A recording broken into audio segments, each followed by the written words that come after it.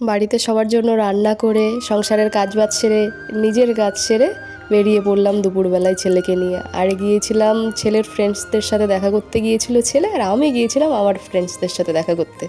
কারণ যেহেতু কদিন আগে ওদের পরীক্ষা শেষ হয়েছে, তো লাস্ট পরীক্ষার দিনে একটা প্ল্যানিং করা হয়েছিল যে ওদের নিয়ে পিকনিক করা হবে।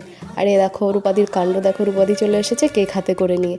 কারণ আগের দিন ছিল রূপাদির জন্মদিন, সেটা না আমরা কেউ জানি না। তো যাই হোক, এদিকে চাদর বিছিয়ে সবাই বসে পড়েছি, বসে অনেক গল্প টল্প হচ্ছে, সবাই ফোন টোন নিয়ে ক্যামেরা ট্যামেরা করা হচ্ছে। আর রূপাদির কেক কাটিং হবে। তো আমরা যেহেতু আগের থেকে জানতাম না, গিফটের কোনো ব্যবস্থা করা হয়নি, তো পরে বাজার থেকে গিয়ে গিফটটা আনা হয়েছিল।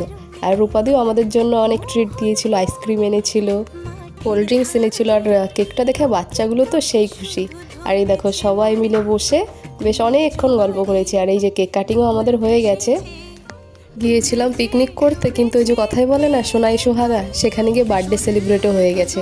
আর আমরা গিয়েছিলাম আমাদের এখানেই একটা মাঠে। তো যাই হোক, গুরু দায়িত্ব পড়েছে আমার উপর, কি কেক সবাইকে কাটিং করে দিতে হবে। আর সেই কাজে আমি লেগে পড়েছি, জানো তো, যেখানেই যাই এই সব কাজগুলোই আমার হয়। তো যাই হোক, আমি ভালোবেসে করি, আমার ভীষণ ভালো লাগে। আর এদিকে আমাদের বর্ষা রানী যোগা করছে। আর ও জানো তো এত ভালো যোগা করে, মানে দাঁড়িয়ে দেখতে ইচ্ছা করে। ও ডিস্ট্রিক্টের হয়েও খেলেছে। আর এই যে ওরা বাজারে গিয়েছিল বিরিয়ানি আনতে, ওরা চলে এসেছে। না না, শুধু বিরিয়ানি নয়, বিরিয়ানির সাথে চিকেন কষাও এনেছিল।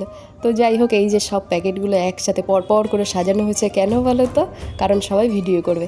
আর এইদিকে এই যে রূপাদির জন্য গিফট চলে এসছে। রূপাদির জন্য আনা হয়েছিল বিছানার চাদর, সবাই মিলে দেওয়া হয়েছে। যেহেতু আগে কোনো প্ল্যানিং ছিল না, আর আগে আমরা জানতাম না যে আগের দিনে রূপাদির জন্মদিন চলে গেছে। যাই হোক, রূপাদি খুব লজ্জা পাচ্ছিল, কিন্তু বারবার বলছিল সবাই মিলে দাও, সবাই মিলে দাও। তো এই দেখো সবাই মিলে খেতেও বসে পড়েছি। আর এখানে বাচ্চারা যা যা খেতে ভালোবাসে তাই করা হয়েছিল, কারণ ওদের জন্যই তো যাওয়া। আর সেই জন্য সবার কাছ থেকে শুনে নিয়েই সবাই বলেছিল যে বিরিয়ানি হোক।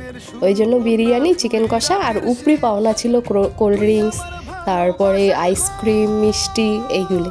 তো যাই হোক, আর ওরা খুশি মানেই আমরা খুশি, ওদেরকে খুশি করতে পেরেছি মানে আমাদের শান্তি।